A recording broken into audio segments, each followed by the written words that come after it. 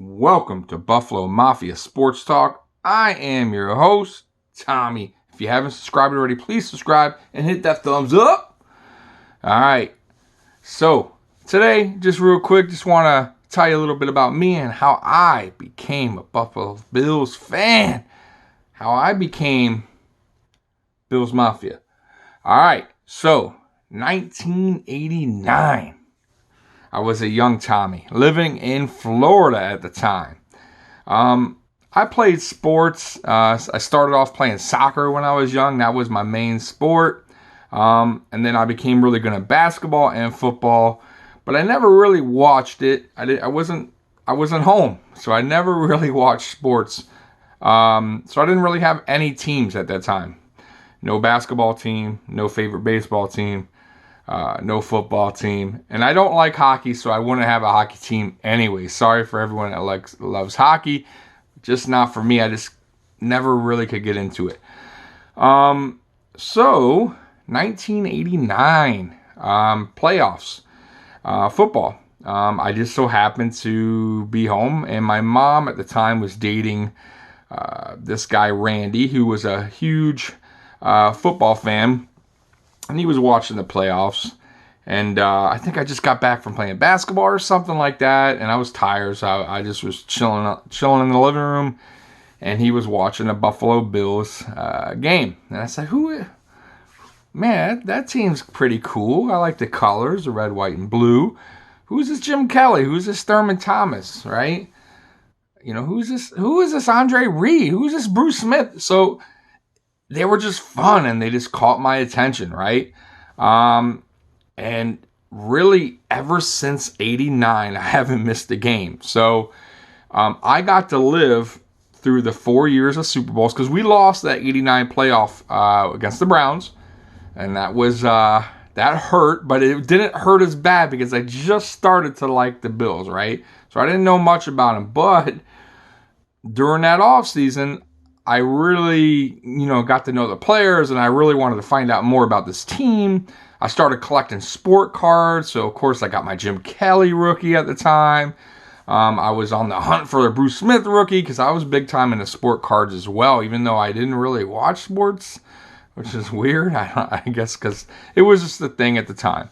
So anyways, I started trying to collect all these Buffalo Bills sports cards. And that's how I really kind of got to know the players, like who they were.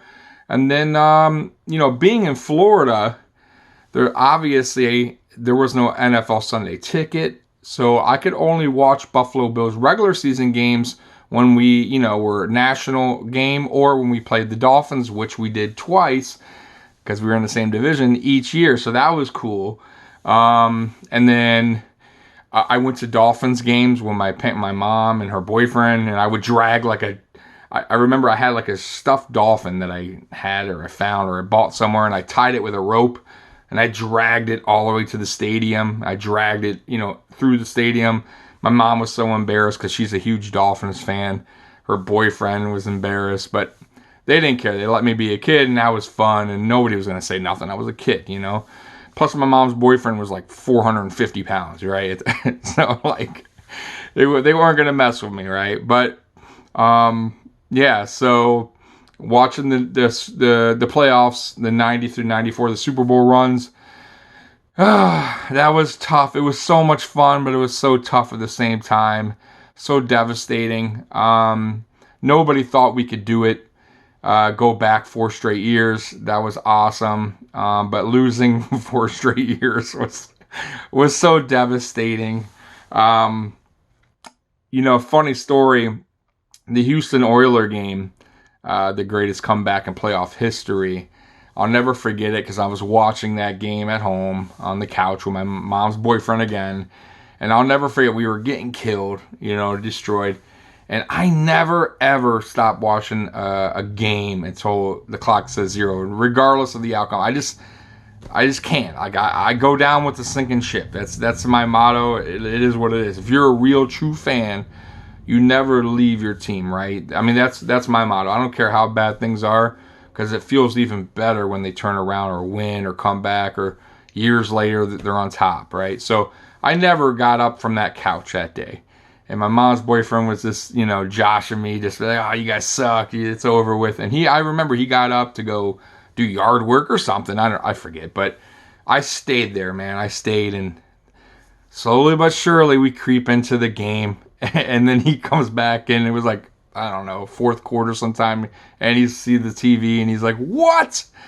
Whoa! He sit back down, and we won. And it was awesome, man. It was it was just unbelievable, right? To be a Bills fan at that moment, and I'll never forget that game that day.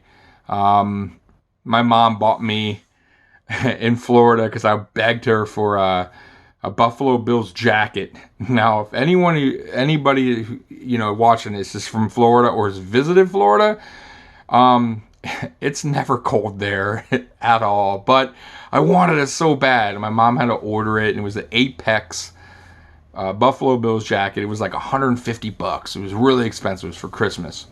And man, it was so awesome, and I wore that thing everywhere, sweating, and thank God at that time I was skinny, so it wasn't so bad. But I rocked that jacket everywhere, and man, one day I was playing with my friends, I took it off, and I left it at the park, and it was gone. And my mom was so mad at me because I lost such an expensive jacket. But yeah, good old times. And then my very first jersey that I could afford, because jerseys are expensive, was a Willis McGahee jersey that I bought.